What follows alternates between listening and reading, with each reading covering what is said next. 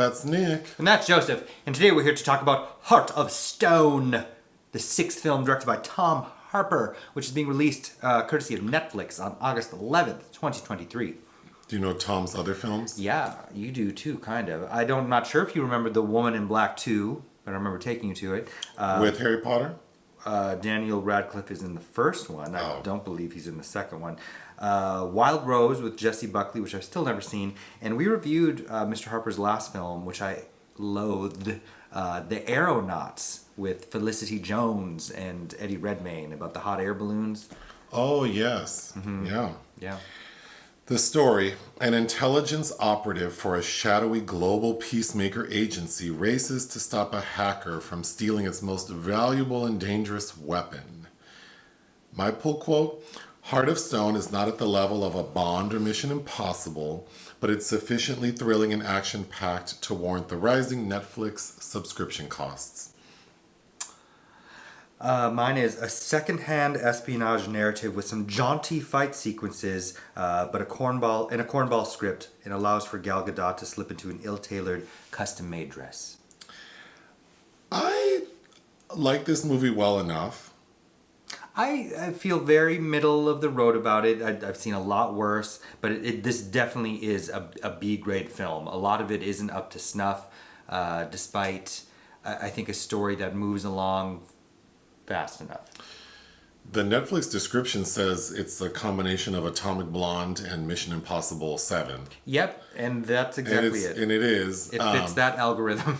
What did I like? The cast. There's some strong people in here. Even the supporting players I liked. Sure. There is a lot of action that's pretty... I mean, some moments had me like, whoa. Yeah, it's like Extraction 2. The fight choreography rises above. I like how it's shot for the most part. There's some really cool scenes. I think the CGI is only like at 70% where it should be. Mm-hmm. Maybe they just needed more time to refine it. But it's 2 hours. It did feel a little long.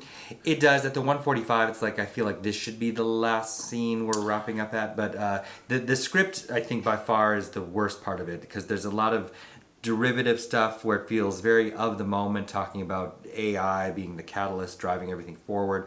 And also, the script is very cornball in a lot of moments. It's corny, and there are like humorous moments that are infrequent and like sporadically placed that don't quite make sense. Like it confuses the tone for me. The script was written by Greg Rucka, who was one of the people behind The Old Guard, and I really didn't like The Old Guard, but that was popular enough to have a sequel that's getting off the ground. But I can see he does this thing with multiple characters like he did in The Old Guard, where that's just really cheesy to me. And also Allison Schroeder, who of one of her credits is Hidden Figures.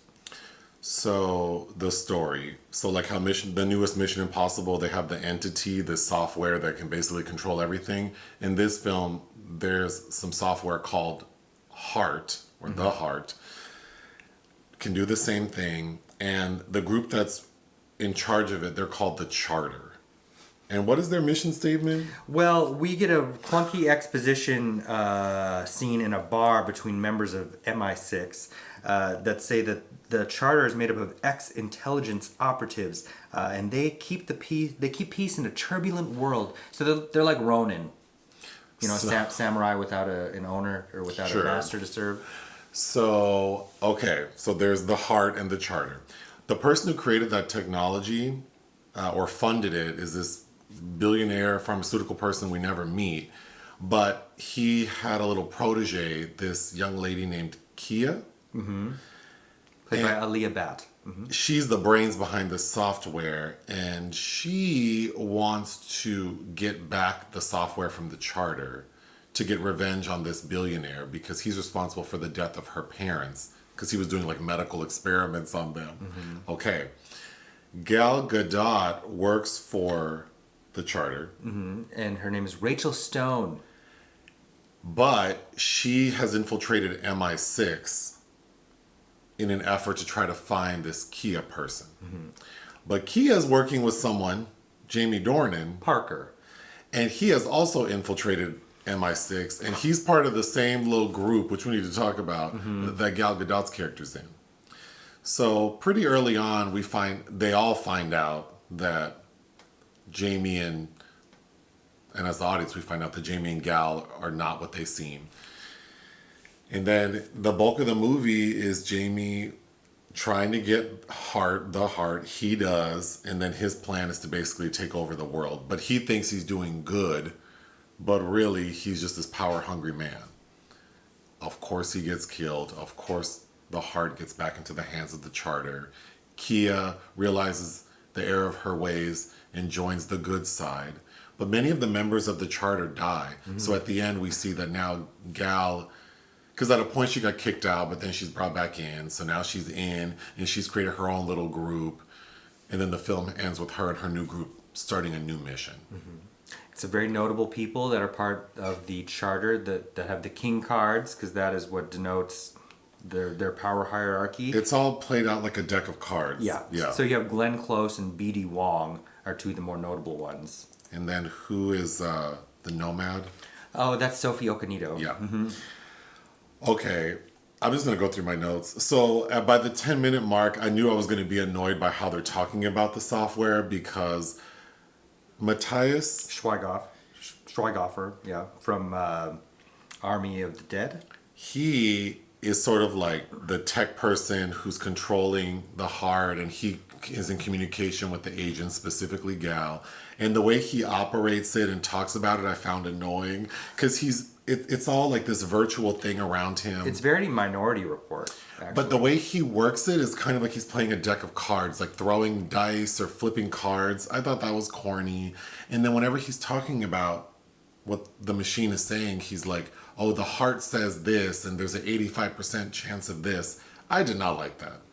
Because the directive for the agents is that you do what the heart says. Whatever this software is telling you to do, you do it. So I don't understand why he keeps saying what the probability is. Because it's just giving the agent, Gal, a chance to argue about it. Right. And also gives her a chance to argue about it, because what they're giving her is actually very vague, which I think it's funny, because at one point in the beginning, Jamie Dornan shouts to them, "Enough tech talk." It's like, it's not really tech talk. But it is kind of cool, because the visuals of how the heart is showing things, and then Gal has like an earpiece embedded into the side of her head. Plus she's wearing like contact lenses that show her sort of like a VR representation of her environment. Those moments were cool. Again, the CGI of it all is not at 100%, so sometimes it was corny. The opening scene reminded me of, and it's not as good as either similar sequences in these films, but like the beginning of True Lies with Arnold Schwarzenegger and Tom Arnold, and also that casino sequence in the first Black Panther. The opening credits were sort of graphic. I'd like the opening credits. Graphic animation. And I thought they looked really cool. And the song that's playing, there's a lot of good music in this movie. And the opening song sounds like the perfect mashup of Billie Eilish and Rihanna. Yeah, it's called Quiet. Mm-hmm. Yeah, but they have other notable songs. Well, we'll get to one song in particular, but go ahead. Oh, I kept expecting like Blondie's Heart of Glass, or ELO's Turn to Stone, or Juice Newton's Queen of Hearts. I don't, it's okay not to be obvious, but with how kind of, I think, dare I say, derivative the script is, like, why not throw one of those instead of like two Fleetwood Mac songs? So part of what makes this movie feel sort of a rung below like a Bond or a Mission Impossible is these MI6 agents are very casual, and they don't seem very professional compared to like a more recent Bond film where everything's tight and serious. These people are like carpooling, like all casual, and then they get to like a diner and they're just openly talking about their mission. And like MI6 ain't shit. You have two different people infiltrating your group. Literally like, two, what? in one little small team. Yeah. So I thought that was pretty bad. Well, also that the heart can't detect that Jamie Dornan is also undercover. Okay, that's the other thing. So this is the problem too. I think as time goes on and technology and AI becomes more popular, it seems like it's getting precarious, like how we represent this software, because at a point, like you just said, if we have the software that knows everything, then how is anything slipping by? Well, it's kind of like how Marvel works. It's like, so these people can't die or won't die, or And then how is someone like Gal, who ends up having to go rogue, like in the middle of the movie, she gets kicked out because she doesn't follow the heart's instructions. Like, she doesn't have any support because she's on like leave.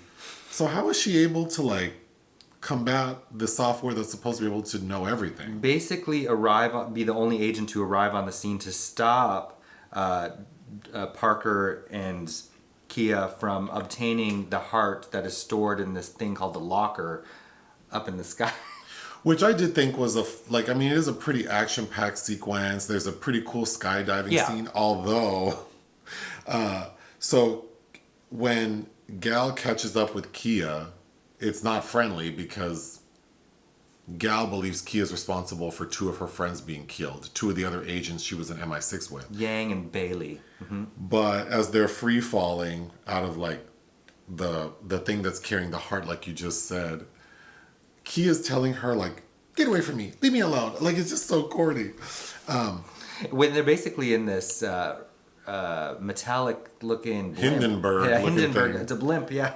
Okay, one of the songs that I thought was funny considering current events is there's a moment when before the two MI6 agents are killed, so it's the four of them in an apartment and they're all dancing to Lizzo's Juice. And then a bomb goes off. I thought that was kind of timely. That was very fitting because it reminded me to look up who that documentarian was that recently cast aspersions over Lizzo's behavior. What's that director's name?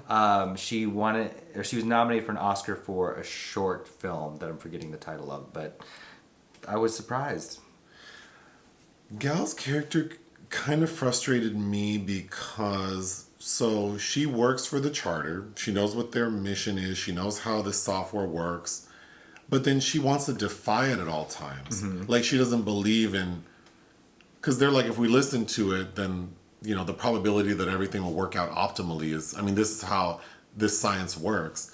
And she wants to, which I thought was corny, is she kind of wants to do everything by her heart, like, and how she feels in her gut. But it's like, but you literally work for something that's the opposite of what they do, and you're constantly butting heads. So I was getting frustrated with her character. Like, did you not understand what your mission was? Right, but then towards the end, that's supposed to be justified in the line that she says to Alia Bhatt, which she's like, if we're always listening, following the odds, you know, we miss out on what can happen when we go against them. Glenn Close is in the movie. She gets killed in a pretty... I mean, again, it was a pretty good scene where Jamie Dornan now has control of the heart, and he causes the elevator Glenn Close is in to fall like 50 stories, which kills her. But Glenn is going on my worst hair list, not necessarily for the hair on her head, but for her eyebrows. I mean, the asymmetrical wig wasn't cute. I didn't like it, and then her shoulder pads. I don't like her look at all, but her eyebrows are painted like... like a McDonald's arch. Yeah, they sure are. I mean, she's probably supposed to look severe. I don't know. Actually, her look would have been more appropriate for Ursula the Sea Witch in the new Little Mermaid over Melissa McCarthy's. Burn. Glenn does some interesting cameo work sometimes because I've never seen it. I think she does a cameo in Warcraft. Oh, I don't know. Is that the name of that? The Duncan Jones video game movie? You know, I don't know. Paula Patton in that? I haven't seen that. Anyway. But speaking of hair, Sophie Okonedo, I thought she looked nice. And her hair's fine, but it was very much Halle Berry in The Call. Yeah, but who's this reminding me of? At first I thought Lupita in the 360, but when you were right, it's Halle Berry. You said something funny because there is a lot of keyboard tapping in this movie. And that you were like, that's triggering. I'm like, I really need to stop hearing that sound right now. It is a lot. Ooh. Alia Bhatt's kind of interesting because last year she had a really big year. 4 very big Indian films, one of which was RRR. I liked her in this movie. Yeah, I thought she was fine. Because she's supposed to be 22, I think, in the role. And she does come across like super smart, but also like a little immature and like naive. So I did like the casting of everyone. And Archie Matakui, he has a very small role. He's from Gran Turismo. Yeah, he has a big weekend, I guess, right now. But Yeah. I'd much prefer him in Gran Turismo than this. But. My only other note is that Gal, for the most part, I mean, I thought her like action sequences, she did a good job with whatever she did do. I'm sure there were stunt doubles. And she looks great, obviously. She's dressed pretty, like, casual. But I think it's funny that the final scene, it was like they have to make her look, like, as good as she can look. Glam. It looks very J'adore Dior. She looks fabulous. But I thought it was funny, like, she probably said, y'all are going to have me in this movie and not look amazing, at least for one moment. She's fine. The choreography is good. It's not as good as Atomic Blonde. No. But which was set in the 80s, strangely, so we could get rid of all the technological snafus. But for a film that calls the heart the closest mankind has to perfect intelligence, God, what would a script that feels the same way read like? That being said, if there's Heart of Stone 2 palpitations, I don't know what it'd be called, but Heart attack. Heart attack, yeah. Angina. I would watch it. They kept the phrase that they used a couple times because in the opening sequence where they're trying to, Mulvaney is the man that they're trying to apprehend, which reminds me of that Joyce Carol Oates book, We Were the Mulvaneys. But he is this warlord that doesn't come out frequently, and he's lured out for what they call a casino of blood. He came out for the casino of blood because they're betting in the basement of this glitzy event. They've tapped into the U.S. Navy SEALs technology, so they're watching people get murdered in real time, and people are betting on who's going to die next. I think the action of that opening scene, because this is before the credits, was good. Like it was fun. Sure. But I thought the story of it all was kind of silly. Because even like Gal going in, because Gal is an MI6 agent, they think she's just the IT person. She's never supposed to actually go into the mission. But then things go left, so then she sort of breaks the rules and goes in because she's obviously more than an MI6 agent. And she has to pretend to be naive and stupid and doesn't know how to play blackjack. And that was such a bad scene because first of all, like she's sitting at the blackjack table using her phone because she needs to get close to this other person so she can hack into his Wi-Fi on his cell phone. And I thought that was so dumb because you sitting at a like a gaming table with a phone is an automatic red flag. Then the security person comes over and like helps her with her bet, which would never happen. So I thought that was bad. It's a bit like Meryl Streep doing all that hard work to appear to not be a good singer. But anyway, what would you give this movie? 2.5. I would give it 2.5 out of 5. I thought it was okay. Anything else? No. Hit the thanks button. Listen to our podcast. Bye.